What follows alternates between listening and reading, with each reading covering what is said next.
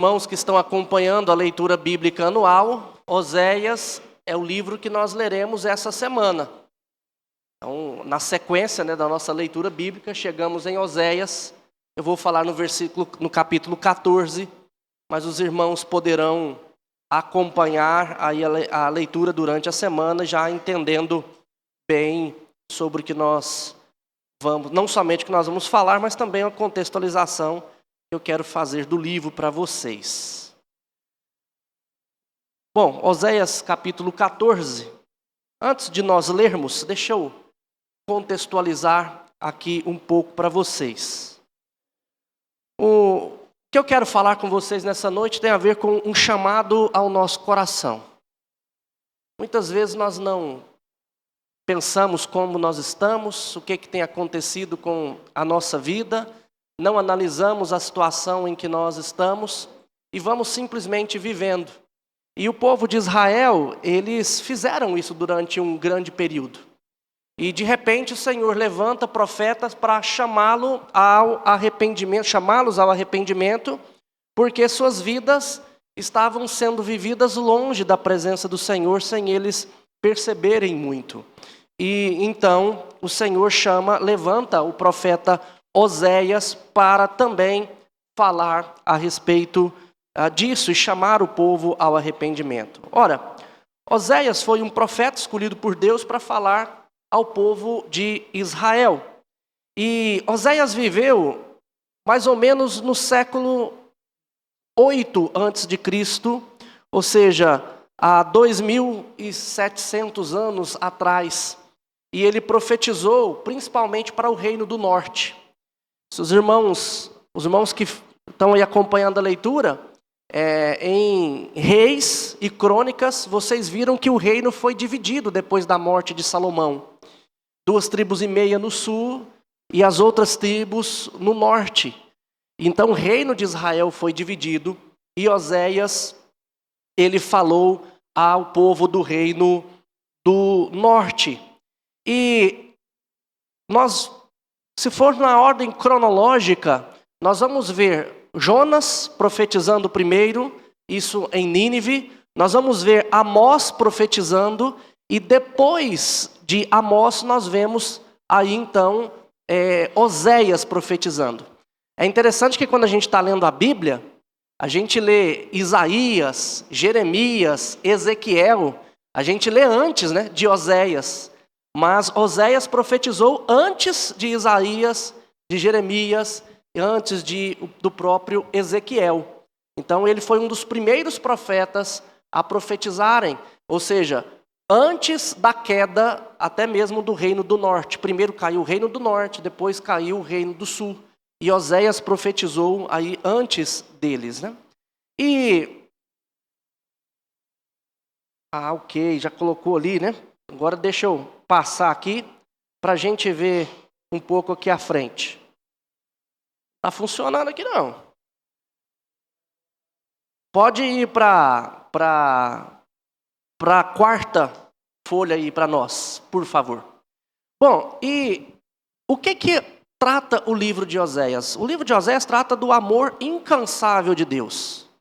O grande objetivo de Oséias era chamar Israel ao arrependimento e revelar o amor persistente de Deus. O livro de Oséias, a gente vê que, quando vocês lerem, vocês vão ver que é um amor que persiste mesmo em meio à infidelidade do povo. E uma das coisas que Oséias quer revelar é exatamente isso, esse amor incansável de Deus. Os temas maiores de Oséias que a gente vê é a infidelidade de Israel, como uma esposa que trai e é santificada e volta a trair. E isso por quê que é retratado? Porque Deus chama Israel de sua esposa. E Israel constantemente é infiel para com Deus por conta de outros ídolos. Mas a gente vê também o amor leal e fiel de Deus, que não desiste, e nós vemos o juízo também como consequência, mas também a esperança de restauração. Esses são os grandes temas de Oséias. E o principal propósito era mostrar para Israel, olha, vocês são infiéis, voltem. e ao mesmo tempo, olha o amor de Deus, que é incansável. Próxima folha. Assim, a gente pode dividir o capítulo de Oséias, o livro de Oséias, em 3 grandes partes. A primeira parte, do capítulo 1 ao capítulo 3, se vocês lerem, vocês vão ver o relacionamento de Deus sendo retratado no relacionamento de Oséias com sua esposa, Gomer.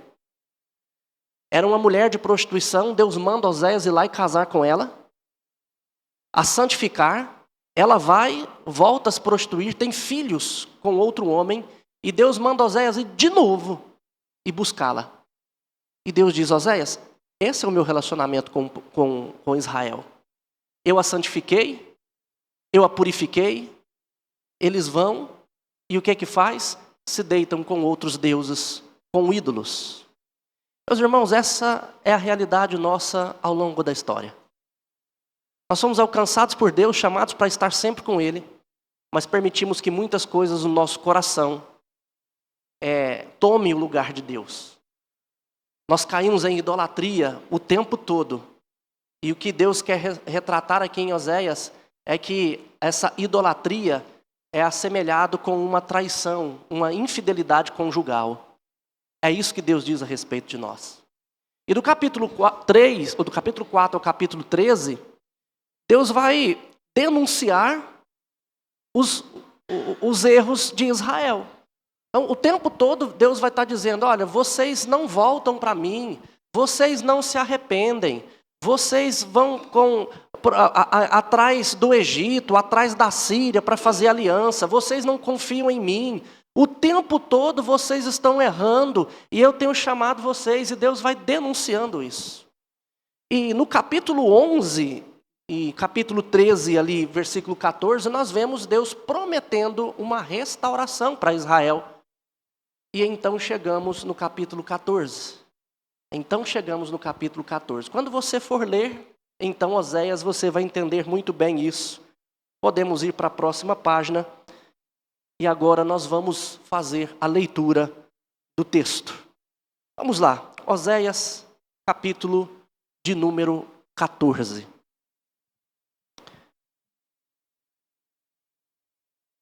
Diz assim: volta, ó Israel, para o Senhor, teu Deus, porque pelos teus pecados estás caído.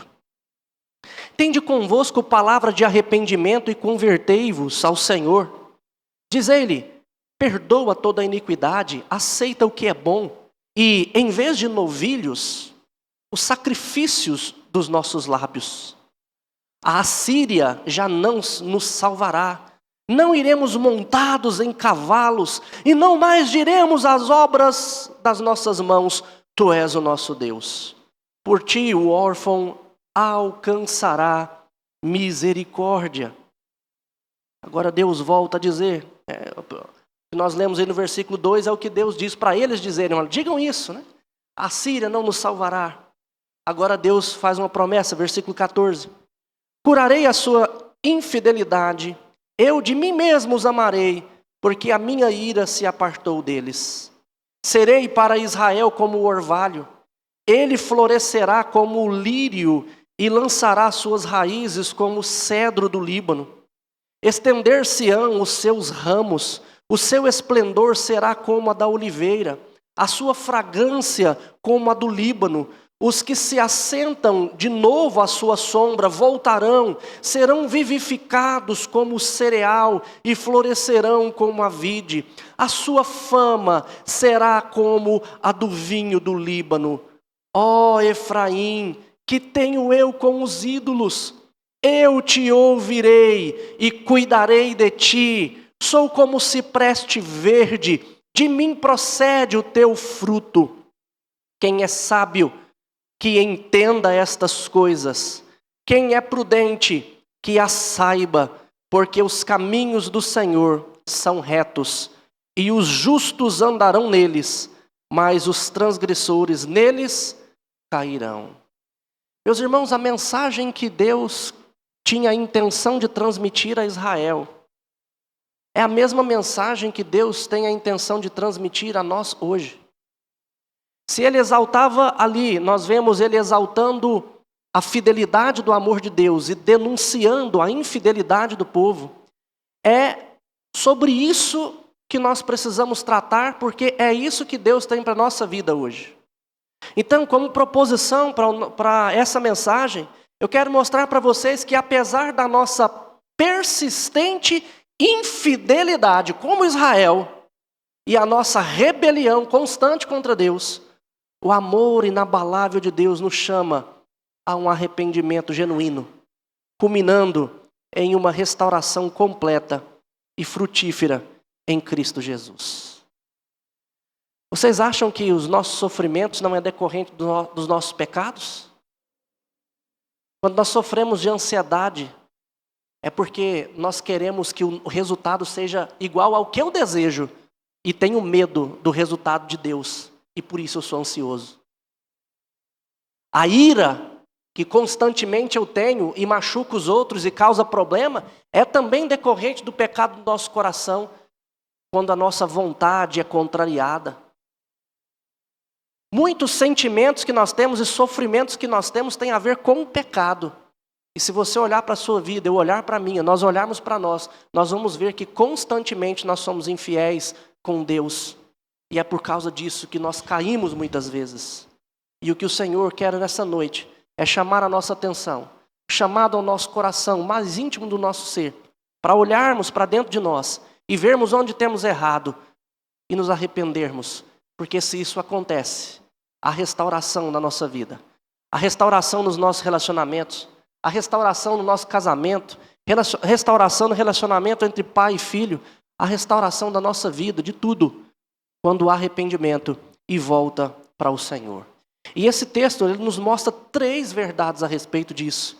E é o que eu quero trabalhar com vocês nessa noite. E a primeira verdade tem a ver com um chamado urgente à restauração. Um chamado urgente. É para hoje, meus irmãos. Não é para amanhã.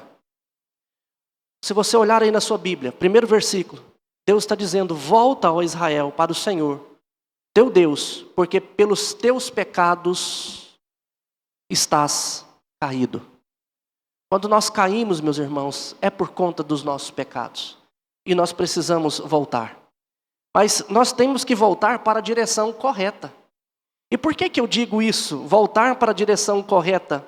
Porque Deus fala, na hora que você estiver lendo Oséias, você vai ver que, principalmente ali no capítulo 7, versículo 16, Oséias diz que, olha, Deus manda dizer para vocês que vocês estão voltando, mas não é para o Senhor. Vocês estão voltando para outras coisas. É como se eles estivessem indo para uma direção e eles entenderam: opa, essa direção está errada, nós estamos errados, nós precisamos voltar. Mas quando eles voltavam, eles não voltavam para Deus, eles voltavam para outras coisas. É como se nós temos um ídolo no nosso coração e de repente a gente fala assim: epa, isso é um ídolo, eu vou arrancá-lo, eu preciso fazer outra coisa. E essa outra coisa que eu vou fazer é um ídolo também. Eu preciso voltar para o Senhor. Para o Senhor. Muitas vezes nós reconhecemos que estamos errados, queremos mudar, mas nós não começamos do ponto inicial correto, que é com o Senhor. E aqui Oséias está dizendo isso para o povo: volta, mas volta para o Senhor. Outra coisa que é interessante é que Deus estipula também a maneira de voltar. Voltar da maneira correta e voltar com arrependimento. Lembra o texto que o Cláudio leu aqui na liturgia, o início? Capítulo 6, versículo 1 a versículo 3. Oséias vai dizer que o povo ia para o Senhor e falava assim: ó, vamos para o Senhor, porque Ele é quem nos causou esse problema, então Ele vai sarar as feridas. Vamos para o Senhor porque a solução está nele. Mas só que Israel voltava, mas não voltava arrependido. Eles tinham consciência que era Deus quem estava causando a dor e o sofrimento dele por causa dos pecados, mas eles não se arrependiam. Quando você estiver lendo lá Oséias, o títulozinho na sua Bíblia provavelmente vai estar assim, ó, conversão insincera. Eles diziam, vamos, prossigamos em conhecer o Senhor, mas era tudo insincero. Meus irmãos, quantas vezes nós vamos em busca do Senhor por conta das bênçãos dele, mas não reconhecemos o pecado do nosso coração? Quantos de nós vimos aqui para o templo para cantar e esperando que Deus abençoe a minha semana, mas eu não reconheço o quanto sou pecador diante dele? Era isso que Israel estava fazendo. Israel estava voltando para o Senhor para que fossem sarados e tivessem bênçãos do Senhor. Mas eles não se arrependiam dos seus pecados. E Deus diz, volta, mas vocês precisam se arrepender dos seus pecados. Olha o versículo 2 do texto. Tende convosco palavras de arrependimento e convertei-vos ao Senhor.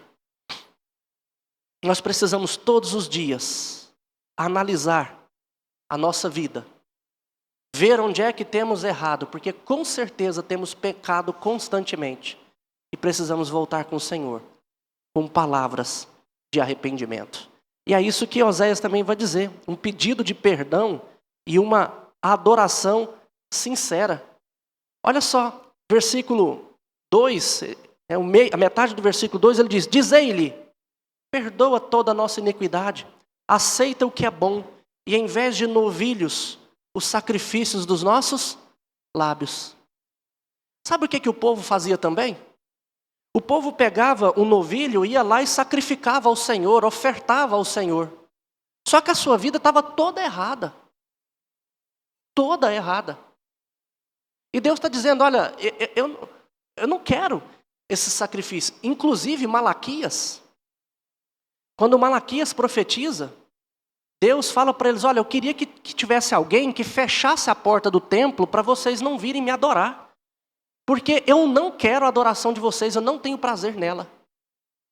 E o povo ia ofertar ao Senhor, levava as coisas ao Senhor, mas o Senhor não queria. Por quê? Porque o povo não analisava a si mesmo, não via onde estava errando e não se convertia.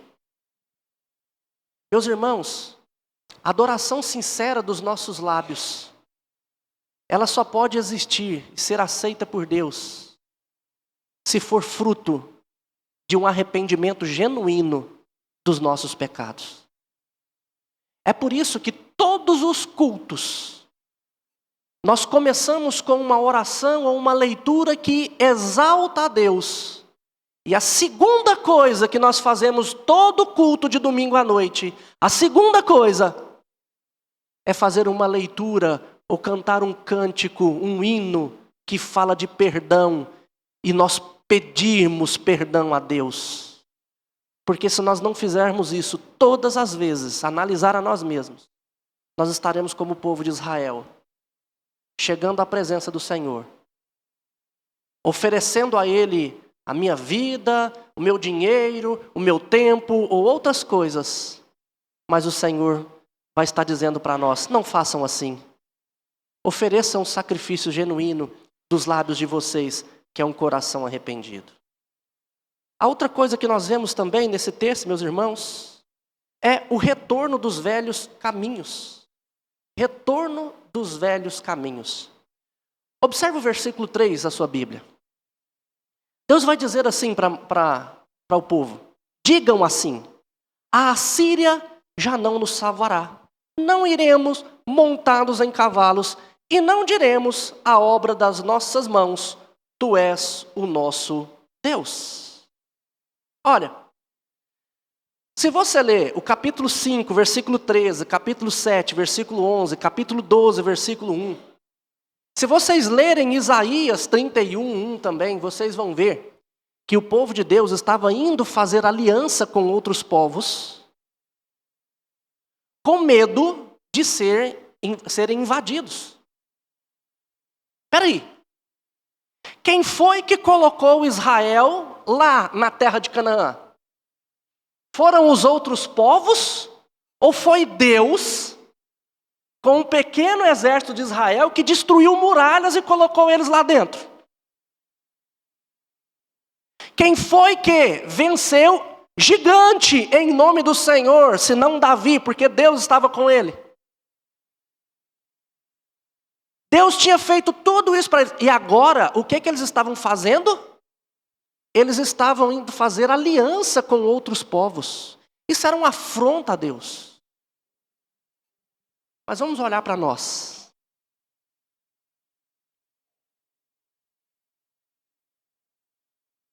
Quem te deu um trabalho? Meu patrão. Isso foi Deus em última instância, meu querido. E nós ficamos preocupados de ficar desempregados. E às vezes queremos agir com as nossas próprias mãos e confiamos em outras coisas. Quem é que dá o dinheiro que nós temos? Se não é Deus, meus irmãos. E ao invés de confiar em Deus, nós confiamos no dinheiro. Queremos mais e mais e mais. Retemos a mão, não somos generosos para ajudar quem necessita, para ofertar na igreja e dizimar. Porque a gente diz assim, vai faltar. Quem é que deu? Quem é que faz todas as coisas na nossa vida se não é Deus?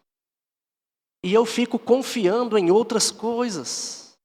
Eu fico confiando nos meus relacionamentos, no meu poder de convencimento, na conta bancária que eu tenho, no emprego que eu tenho. Confio em tantas coisas e desespero o meu coração quando essas coisas são ameaçadas. E eu não percebo que eu estou fazendo como Israel, fazendo aliança com outros povos e outros deuses, enquanto eu deveria descansar e depender do Senhor. Então Deus diz, olha, diga a obra de suas mãos, né? Não mais adoraremos vocês. É isso que nós precisamos fazer, meu querido. Meu irmão, eu te chamo a refletir nessa noite, perguntando a você, onde está as assírias da sua vida? Você consegue identificar e renunciar os seus ídolos? Quem você tem confiado? Tem sido o seu trabalho? Tem sido o seu dinheiro? Ou pelo menos o desejo por ele? Ou de repente tem sido o seu cônjuge? Ou o seu pai? Ou o seu filho? Quem você tem colocado no lugar de Deus no seu coração? Como é que tem sido a sua vida de adoração? Tem sido uma vida de adoração buscando as mãos de Deus, as bênçãos dele? Ou tem sido uma vida de adoração de buscar a face de Deus, entendendo que ele é santo e por isso eu preciso me arrepender? O Senhor diz para nós nessa noite, volta arrependido ao Senhor. Primeira coisa que esse texto nos mostra é a urgência, um chamado urgente à restauração, e Deus está dizendo isso para você. Tá, pastor, o que eu preciso fazer? Olha, primeiro mude a mentalidade. Por que você vem à igreja? Não venha para buscar as bênçãos do Senhor. Venha para buscar o Senhor. Você não vem para a igreja para ser abençoado durante a semana. Você vem para a igreja para adorar o Deus e Criador do universo que te deu a oportunidade de estar vivo e de poder vir adorá-lo. É por isso que você deve vir. O que tem tirado a alegria do seu coração? A dor, o sofrimento, a falta de saúde, qualquer outras coisas? Lembre-se que tudo nessa vida pode nos faltar. Mas a nossa maior alegria tem que ser o Senhor. Se Ele estiver conosco, nós podemos passar por qualquer situação. Então nós precisamos identificar os nossos ídolos e abandoná-los. abandoná-los, para que a gente possa adorar o Senhor corretamente. Mas a segunda verdade, meus irmãos, que eu quero mostrar para vocês essa noite, tem a ver com a promessa segura da restauração divina. O Senhor diz para voltar. E no versículo 4, ele diz: curarei a sua infidelidade, eu de mim mesmo os amarei, porque a minha ira se apartou deles. Porque a minha ira se apartou deles. Aqui é interessante, meus irmãos, porque eu coloquei ali em destaque que Deus cura a causa do pecado e Ele restaura a consequência do pecado. É importante a gente entender isso. Imagine que você compra uma casa. E você chega nessa casa, a hora que você abre essa casa, ela está toda destruída. É uma casa cheia de carpete, mas os carpetes estão todos estragados, corroídos. Os móveis também do mesmo jeito, todos estragados. E você percebe que existem goteiras no telhado que estavam caindo sobre os móveis de madeira e sobre o carpete. E então você diz: eu vou restaurar essa casa.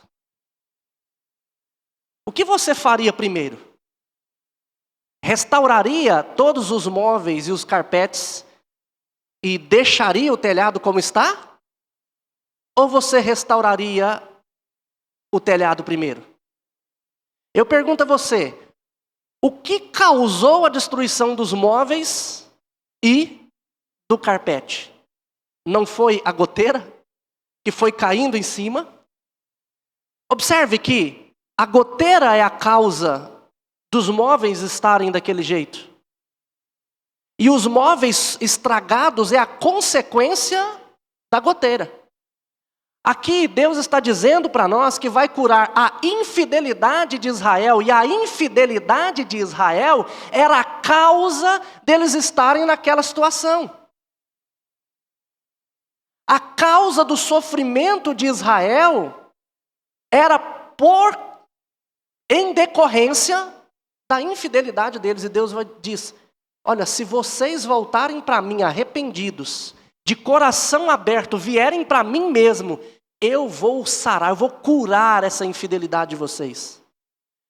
Meus irmãos, quando nós vamos para Deus, de corpo e alma, dizendo: Senhor, eu preciso de Ti, eu preciso que o Senhor seja o Deus da minha vida. E quando eu vou lendo a Bíblia, orando, nós vamos ter vigília, então eu vou buscar ao Senhor em vigília. Meu Deus, eu não estou conseguindo vencer isso daqui, eu vou jejuar, eu vou orar, eu vou buscar o Senhor. Quando eu vou ao Senhor, o Senhor promete curar a nossa infidelidade, porque Ele vai passar a ocupar um espaço no nosso coração, que não vai haver mais lugar para ídolos nele. Eu vou servir ao Senhor de maneira que eu jamais servi antes.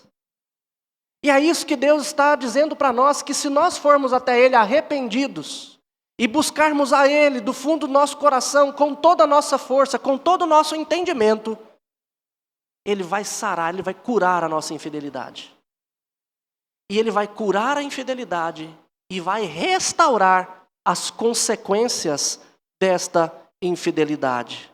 Olha, quando nós olhamos aí, nós vemos que Deus, Ele diz: olha, serei para Israel como o orvalho. Israel é uma região desértica. O orvalho significava trazer frescor, vida. Muitas vegetações em Israel crescia por conta do orvalho que caía. Se não fosse o orvalho, não teria vida assim. Olha para os nossos campos agora, não estão todos secos? Choveu aí na casa de vocês? Ontem, antes de ontem, choveu bastante. Lá em casa, não choveu aqui não? Não acreditam uma coisa dessa? Lá em casa choveu demais. Mas é sinal que a chuva está voltando. Então, daqui um mês, como estarão os campos verdes novamente? Deus está dizendo exatamente isso: olha, se vocês vierem para mim, vai haver restauração. eu vou restaurar a vida de vocês. Eu serei como um orvalho. Olha o que ele diz aí também, observe. Está aí, no versículo 5, né? Serei para Israel como um orvalho. Ele florescerá como o lírio e lançará suas raízes como o cedro do Líbano. O lírio é uma das plantas mais produtivas que existem. Pois uma raiz, uma pequena raiz, ela produz mais de 50 bulbos ou brotos naquela raiz. E o cedro é a árvore que ela tem mais profundidade em sua raiz. Quando ela tem 1,5 metro de altura, ele também tem praticamente 1,5 metro de raiz. Deus está dizendo, olha, vocês vão multiplicar e vocês vão estabelecer suas raízes, vão estar fortes, firmados. É isso que Deus está dizendo para eles. Olha só, estender-se-ão seus ramos, o seu esplendor será como o da oliveira. A oliveira é uma árvore que tem uma capacidade de renovar-se, meus irmãos, constantemente, como nenhuma outra árvore. Não é à toa que ele coloca essas figuras aqui para mostrar a Israel como que seria Israel. Olha, ele teria frescor, renovo todo dia, suas raízes profundas, a sua produtividade gigantesca e a sua capacidade de restauração, de renovação o tempo todo. Sua fragrância como a do Líbano. O Líbano era famoso por suas florestas densas. Madeiras nobres eram tiradas de lá. E do Líbano vinha uma fragrância, né, que era muito doce, suave, coisa maravilhosa. É isso que o Senhor está dizendo. Olha só, ele diz também, aí,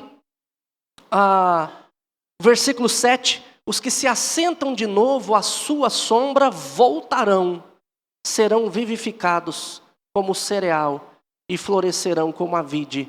A sua fama será como a do vinho do Líbano. Meus irmãos, eu não conheço o estado em que você possa estar por conta dos seus erros, dos seus pecados. Talvez o seu casamento esteja por um fio, por amargura que você carrega, às vezes por ira, por ressentimento, por ingratidão, por infidelidade.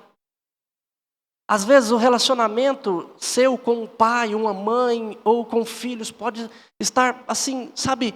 Você fala, não tem jeito mais de restaurar. Eu não sei como possa estar, mas eu tenho certeza de uma coisa. Não importa como esteja, o Senhor promete para nós, assim como prometeu para Israel, que se nós voltarmos para Ele arrependidos, Ele vai curar a causa do nosso estado e vai curar o nosso estado, sarar, restaurar toda a consequência causada pelos nossos erros. Mas nós precisamos voltar para Ele. Nós precisamos ir para Ele. Talvez você esteja pensando, pastor, Deus está irado comigo. Pastor, será que Deus vai me perdoar? Meu irmão, se nós formos até o nosso Pai por meio de Cristo Jesus, nós podemos ter a certeza que Ele não somente nos aceita, como restaura toda a nossa vida. É interessante, olha aí na sua Bíblia. No versículo 4 diz, curarei a sua infidelidade, eu de mim mesmo os amarei, porque a minha ira se apartou deles. Quando há arrependimento e busca pelo Senhor, a ira de Deus que estava sobre nós, agora é colocada sobre Cristo Jesus. Cristo Jesus, como nós já aprendemos, Ele não é a propiciação dos nossos pecados. O que é propiciação? Muitos irmãos já sabem. é o aplacamento da ira, a ira de Deus satisfeita, a justa punição de Deus sendo satisfeita. E Jesus carregou isso na cruz. A ira de Deus que estava sobre nós, ela é afastada de nós por conta de Cristo Jesus. Portanto, se eu vou até Ele em Cristo, Deus não mais está irado conosco, Ele sara a nossa vida. Ele restaura a nossa vida. Ele transforma o nosso viver. Ele sara qualquer enfermidade da nossa alma. É por isso que Cristo Jesus, em Mateus capítulo 11, versículo 28 a 30, ele diz: vinde a mim todos que estáis cansados e sobrecarregados, e eu vos aliviarei. Tomai sobre vós o meu jugo e aprendei de mim, porque sou manso e humilde de coração, e achareis descanso para a vossa alma. Porque o meu jugo é suave e o meu fardo é leve.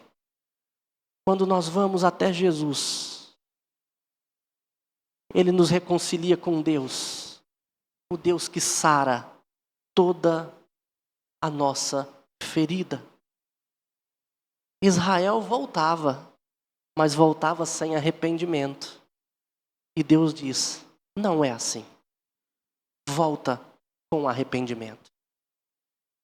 E hoje nós sabemos que eu só posso ir até Deus por meio desse Cristo Jesus que veio nos salvar. Mas em último lugar, a última verdade que nós vemos aí tem a ver com a exclusividade de Deus como nossa realidade. Versículo 8. Ó Efraim. Efraim era como Israel também era chamado. O reino do norte. Muitas vezes é chamado de Efraim. Então quando vocês verem, ó Efraim, ou falar de Efraim, aí na Bíblia lembre-se que é o reino do norte. Ele diz: ó Efraim, que tenho eu com os ídolos? Ó Efraim, que tenho eu com os ídolos? Meus irmãos, aqui há uma renúncia, a ideia é uma renúncia explícita e decisiva dos ídolos. O que tem ocupado espaço no seu coração? Nós precisamos olhar isso. E depois de Deus nos chamar ao arrependimento e dizer: eu vou restaurar vocês, a primeira coisa que Deus diz: o que eu tenho a ver com os ídolos? Esqueçam eles, tirem isso do coração de vocês. E nós sabemos, já falei muitas vezes sobre ídolos do nosso coração. Antes as pessoas faziam estátuas e adoravam a elas, mas não há essa necessidade. Quantos de nós temos adorado a beleza, o dinheiro, o poder? Quantas vezes a gente fica choroso de olhar para o Instagram e ver lá os homens todos ajeitados? Eu queria ser desse jeito. As mulheres olham para as outras mulheres e, nossa, meu Deus, por que eu não sou assim? A gente olha para os relacionamentos do Instagram e fala: meu relacionamento poderia ser assim. E nós não percebemos que estamos fazendo dessas coisas um Deus na minha vida, e isso tem me feito sofrer porque eu desejo muito e não consigo ter. E Deus está dizendo: o que eu tenho a ver com isso? Nada. Busquem a mim, busquem a mim.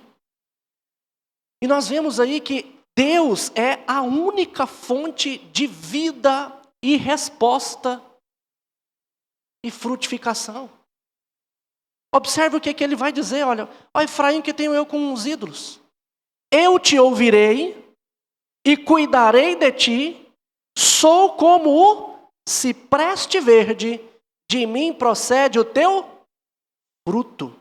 Nós vemos vida, nós vemos resposta, nós vemos frutificação, mas isso é só em Deus, meu querido. É só em Deus.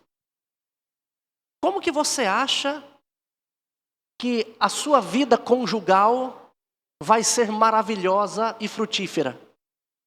Através da sua sabedoria, de terapia de casal que você possa fazer? Não, meu querido. Não. É se Jesus fizer parte do seu casamento. Se a Bíblia for a autoridade, for o alicerce. Se o Evangelho for a fonte do seu casamento. E se você fizer tudo para a honra e glória de Deus. É só em Deus que nós temos vida. É só em Deus que nós temos resposta. É só em Deus que nós temos frutificação. Como que você acha que vai ser a sua satisfação pessoal? Vai ser no seu trabalho? Nos seus relacionamentos? Não, meu querido. É somente em Deus. E é por isso que nós precisamos ir para Ele. Porque Ele vai nos dar isso. Não existe nada, eu já disse isso para vocês, nada que seja finito que vai nos trazer real satisfação. Nada. E é somente Ele, que é o ser infinito, nosso Criador, que pode nos dar essa verdadeira satisfação. Nós vemos aí também que Ele é o caminho, o caminho da verdade, né? E da sabedoria. O que Ele vai dizer, versículo 9, quem é sábio, que entenda essas coisas. Quem é prudente, que as saiba. Porque os caminhos do Senhor são retos, e os justos andarão nele. E os justos andarão nele. Meus irmãos, Deus diz para nós nessa noite, para analisarmos a nossa vida, como que está o nosso coração, voltarmos para Ele arrependido. E Ele tem promessa de restauração, de cura e restauração. Mas Ele deixa bem claro, eu não tenho nada a ver com os ídolos. A fonte de vida, resposta, frutificação está em mim. E agora Ele diz, quem é sábio entenda isso. Como você vai sair dessa noite aqui? Entendendo isso e caminhando nesse caminho? Ou você vai sair da mesma forma que entrou e falar, pastor falou isso aí, mas minha vida não está tão pecaminosa assim não. Eu vou continuar no mesmo caminho. Como que vai ser? Nós vimos também que Deus, Ele nos dá a certeza dos caminhos. Os caminhos é juízo e bênção. Ou eu ando por eles, ou eu caio neles. Olha só, final do versículo vai dizer, e os justos andarão neles, mas os transgressores nele cairão. Neles cairão. Meus irmãos, quem são esses justos? A primeira coisa que nós precisamos entender é que os verdadeiramente justos são aqueles que estão em Cristo Jesus. Não é a nossa justiça, não é a sua justiça. Hoje pela manhã nós vimos isso. Que as nossas obras, elas devem ser feitas a partir do momento em que entendo que o perdão de Deus veio para mim de graça por conta da obra de Cristo Jesus.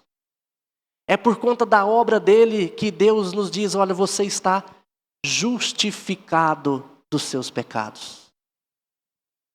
E é por conta desse ato de Deus dizer assim, ó, você está justificado dos seus pecados, porque Jesus pagou na cruz o preço deles. Conforme João 19:30 nos diz, quando Cristo entrega o seu Espírito, Ele diz, Pai, está pago.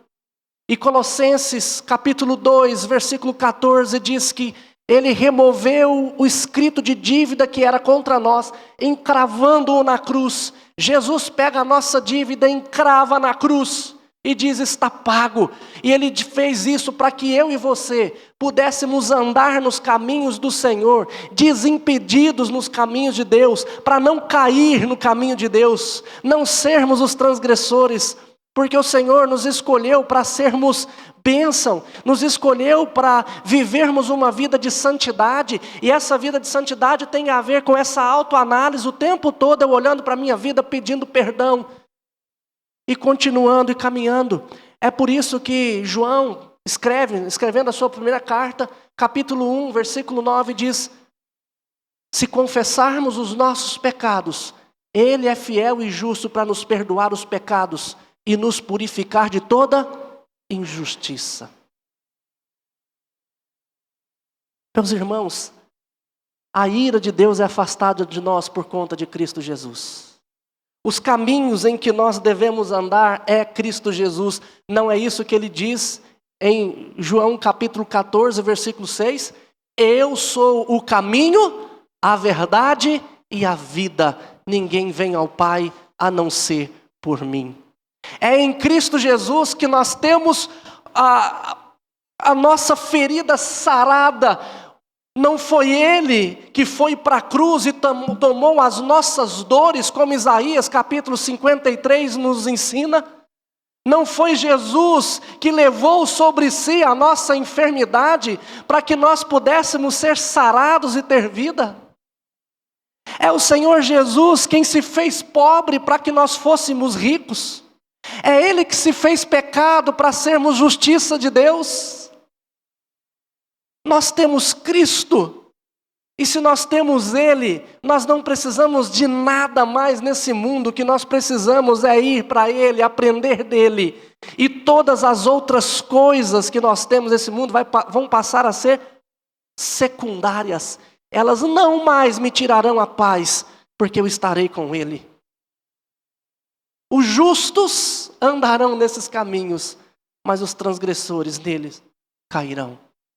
Meus irmãos, que nós possamos ter a sabedoria de caminhar nesses caminhos e buscar o Senhor todos os dias. Não saia dessa porta da mesma maneira que você entrou. Pastor, o que eu preciso fazer? Eu entendi, mas o que eu faço? Meu irmão, primeira coisa, já busque ajuda para a sua vida. Tem outros irmãos que podem te ajudar.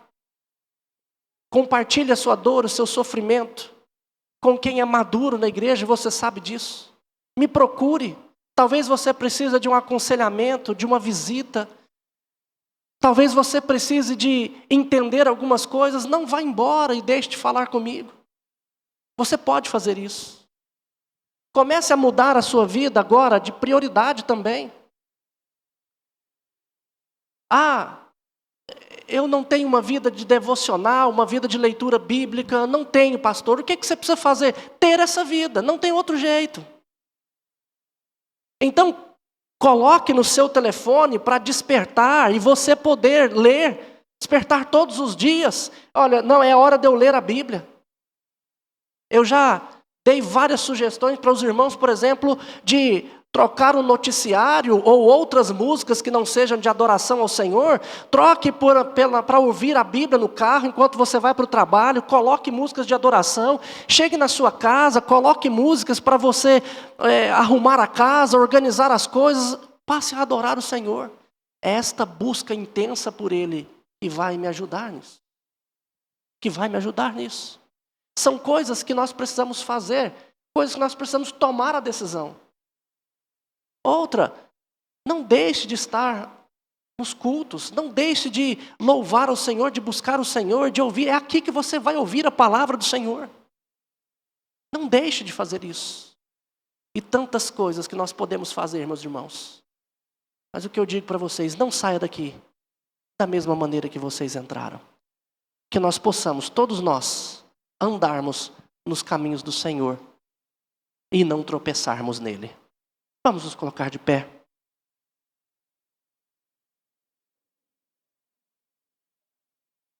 Deus, eu quero agradecer, ó Pai, por mais uma vez podermos estar na Tua casa, na Tua presença, ouvindo a Tua palavra, te adorando, ó Deus.